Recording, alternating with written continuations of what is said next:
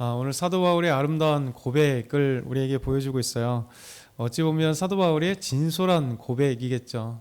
정말 하나님의 말씀 가운데 순종하고 싶은 마음과 또 보이지 않는 속사람에서 내 안에서 죄의 법을 따르고 싶은 이중의 모습이 진솔하게 고백되고 있습니다. 어찌 보면 우리 모두의 모습이겠죠. 정말 하나님의 말씀, 선을 행하길 원하나 꿈틀꿈틀하는 우리 안에 있는 죄가 끊임없이 등장하고 있는 모습들입니다. 그래서 어떻게 보면 사도 바울의 가장 아름다운 진솔한 모습이고 또 우리와 별반 다를 것 없는, 그래서 우리가 용기와 힘을 얻는 하나님의 말씀 가운데 거하고 싶은 그런 귀한 말씀입니다. 13절에 보게 되면 13절을 간단하게 요약을 하게 되면 그거죠.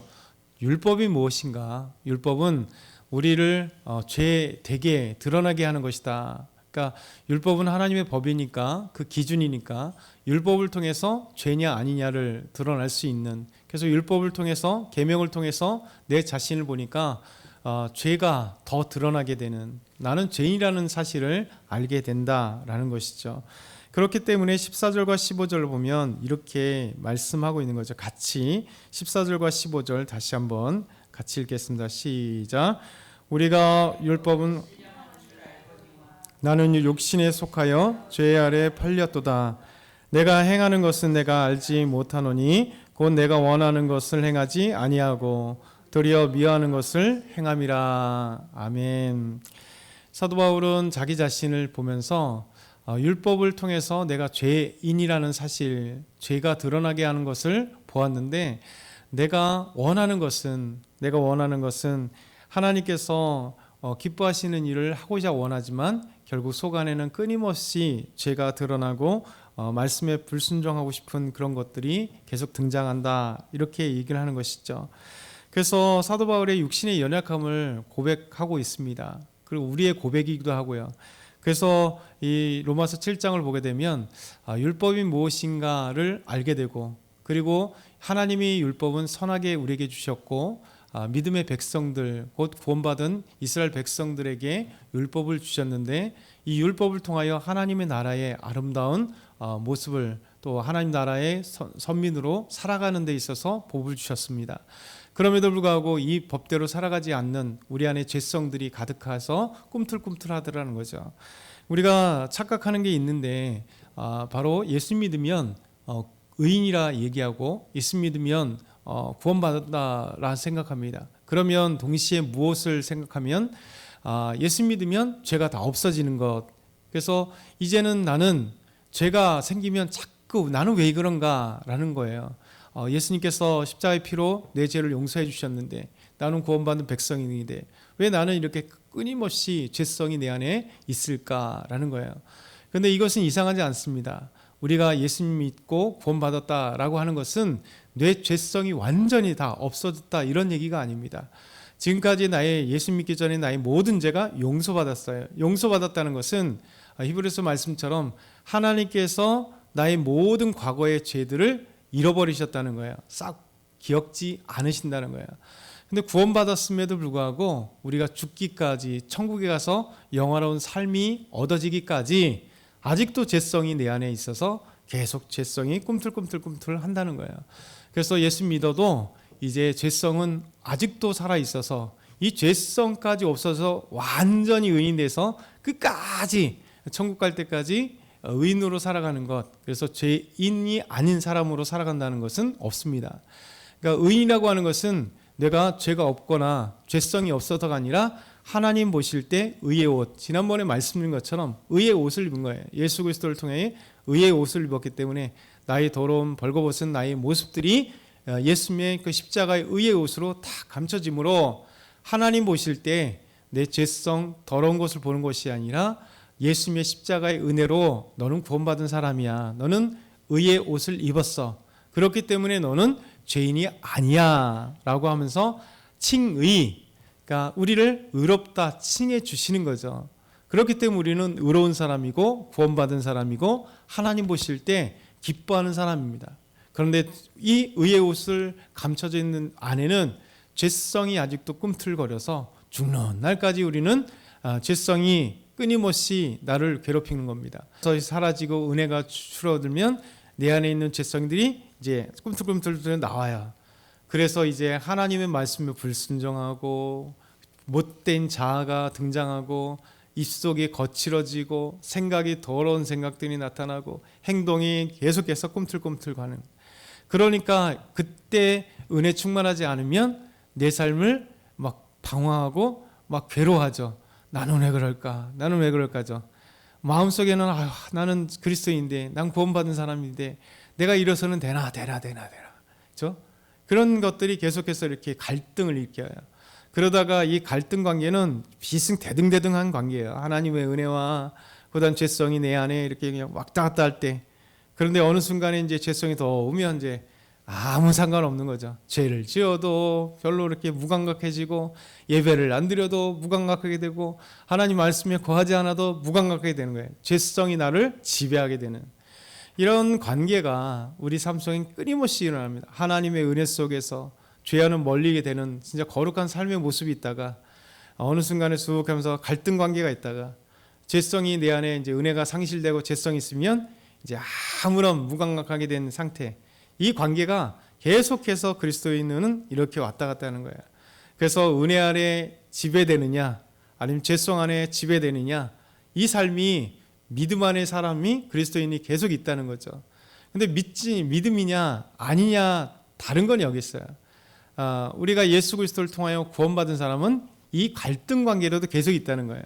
왜?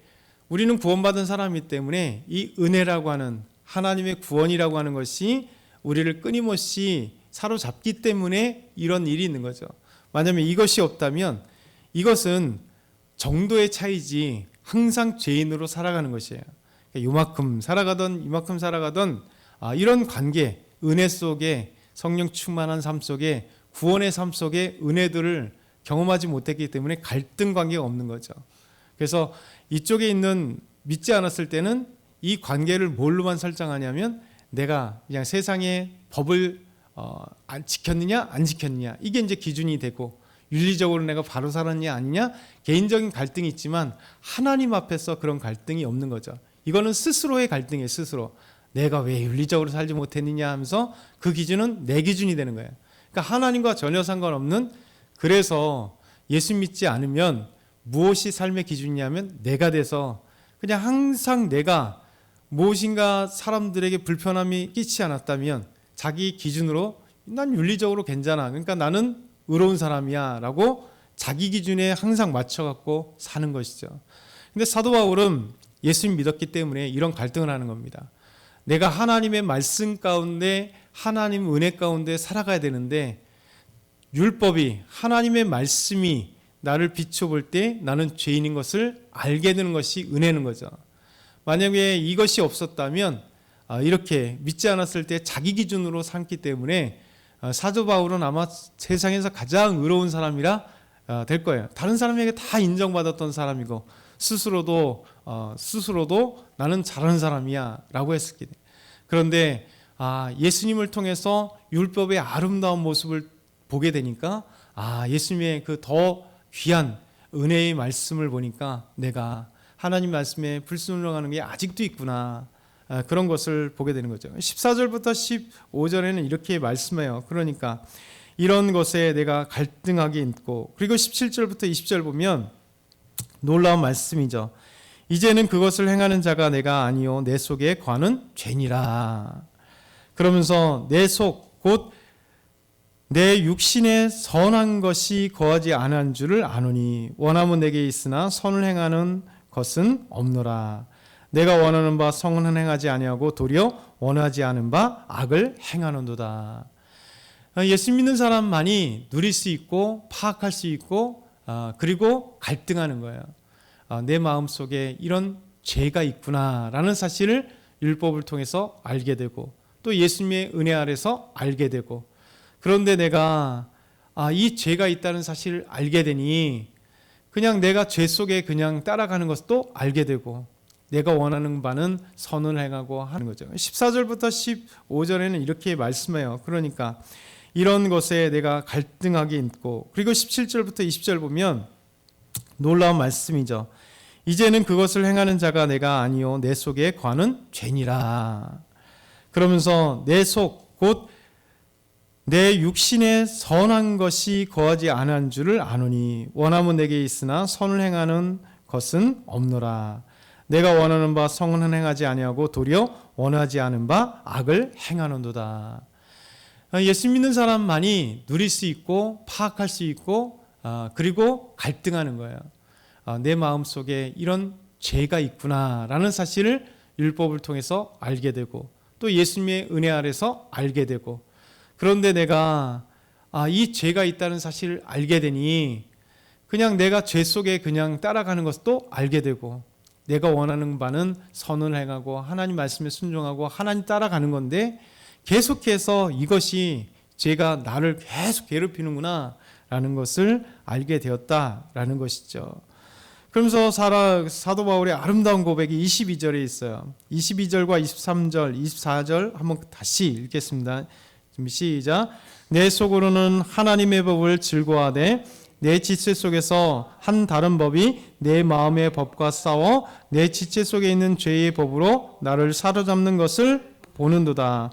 오라 나는 곤고한 사람이로다. 이 사망의 몸에서 누가 나를 건져내리라. 아멘. 사도 바울의 고백이죠. 속사람으로는 내가 예수 믿고 구원받은 아름다운 이 속사람으로는 하나님의 법을 즐거워해요. 언제든지 말씀에 순종하기를 원하고, 언제든지 하나님께 찬양하기를 원하고, 언제든지 기도의 삶을 살기를 원하고, 하나님의 말씀하신 바 거룩한 삶이 내 삶 속에 있기를 소망하는, 이게 바로 예수 믿는 사람, 속사람의 특징이죠.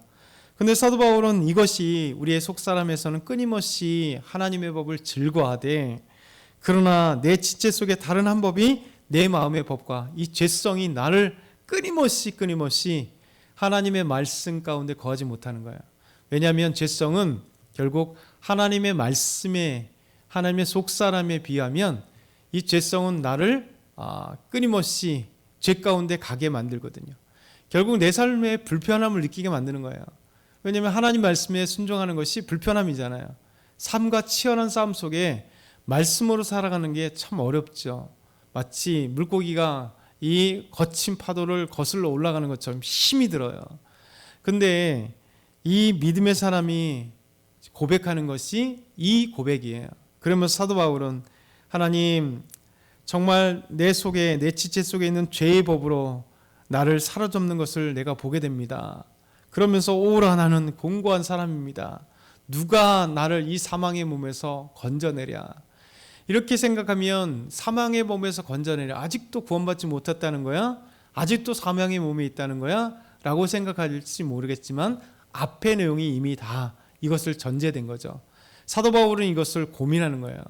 아직 구원받지 못했다는 것이 아니라 이 사망의 몸은 예수 믿고 구원받았지만 죄의 속성이 아직도 내 속에 꿈틀거려서 은혜의 법 아래에 있지 못하고 하나님의 법에 거하지 못하도록 이 죄의 법이 나를 괴롭게 하는 것.